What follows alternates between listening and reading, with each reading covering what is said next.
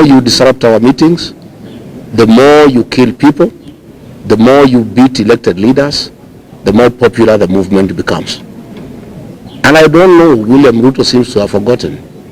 When he was attacked at a church in Keno in early 2022, his politics took a different turn. And the people decided to elect him as president because they didn't want attacks in a house of worship. But after getting to State House, he seems to have that police action cannot sort out politics.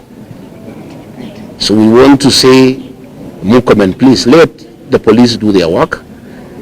With him a church in Othaya, instead and take out this propaganda, it will not help us. But as Honorable Peter Munya has said, if the police refuse to protect wananchi, the country can easily slide into anarchy because people will defend themselves. It's in the law. Self-defense is allowed. And I think the rest of Kenyans have seen the people of Keroka and Kisii. They don't allow anybody to disrupt their meetings. So the rest of Kenya, now you have seen, you must go the Gusii way. You know, don't allow people, goons.